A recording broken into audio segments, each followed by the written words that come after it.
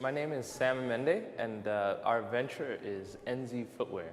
It's a fashion brand based around footwear, of course. We produce our footwear in Ethiopia. Three of us grew up in East Africa, so it's really important for us to do this venture in East Africa. And we are targeting the premium market, so we feel like we can produce high quality product on the continent. For years, Ethiopia has been exporting raw leather and producing kind of shoes at the lower scale, and we're able to produce a premium product for a global market. ENZI inspired me both out of opportunity and just the potential for what it could do. The opportunity was there because one of my business partners has been designing footwear in Europe for the past 12 years. He has tremendous experience in design, and we saw the opportunity, given the supply of leather in Ethiopia, to do footwear. So we first had to test it, of course. We went through a few months where we prototyped a shoe, and once we saw potential to bring it to market, I came on board with another friend to help on the business side to develop structure around it and see what markets we can access and see if we had the capacity to produce.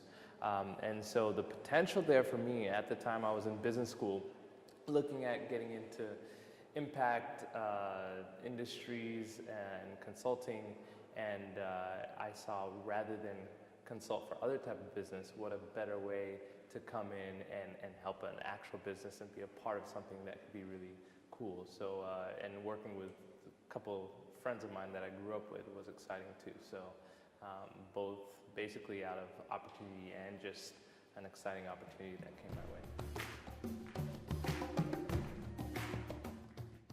So challenges, we've faced numerous challenges along the way.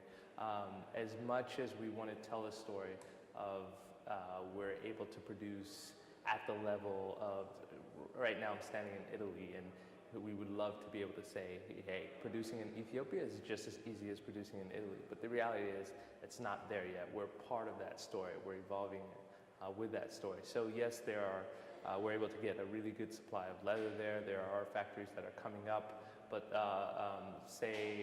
attention to detail, quality control. These are things that we're challenging with, finding the right production manager who can oversee the process, working with our designers. So we're learning along the way. We've been through several setbacks with different suppliers, manufacturers, but we feel like having produced our first line of shoes that was accepted in markets like Hong Kong and London gave us a lot more confidence that we can, yes, it's going to take longer, but it's worth doing and it's worth investing in.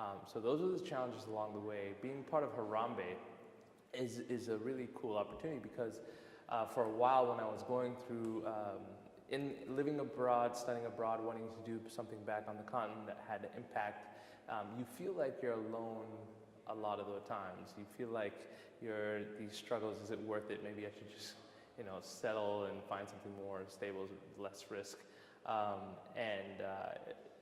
Being part of Harambe exposes you to just incredible other entrepreneurs who have the same passions, different industry. You're learning a lot from each other, and it just feels like you're part of something greater. I love the quote, I think it was from the President Barack Obama. It's like, we're hitching our wagon to something larger than yourself. So that's what it feels like. You're in a community of people with like-minded visions, and so it's exciting to be part of that, and it helps you deal through some of these challenges that just are part of the process. We do, it's very specific at the moment. We're men's footwear, but just the reality of that, producing in Ethiopia, and we have some plans to do some other accessories and apparel in the region as well, opens up a lot of opportunities, not just to differentiate your product selections, go into different markets and experiment, but we're looking at, say, the capacity to design is lacking in the market. So we have a world-class designer. We have an opportunity to work with really good suppliers. Why not train young people looking to develop design experience? So on the education piece, there's a whole opportunity there that we're exploring. impact, social and environmental impact. We've already explored a couple things like, say, leather processing. We would love it to be as eco-friendly as possible, but at the moment there's not enough demand to say do vegetable dyes, chrome-free tanning process. But as we grow, we'll be able to do a lot more of that and create a product that we're proud of, not just from aesthetic, design, global perspective, but also as an ethical, sustainable product as well. And so I think there are quite a few exciting opportunities down the road as we establish the brand.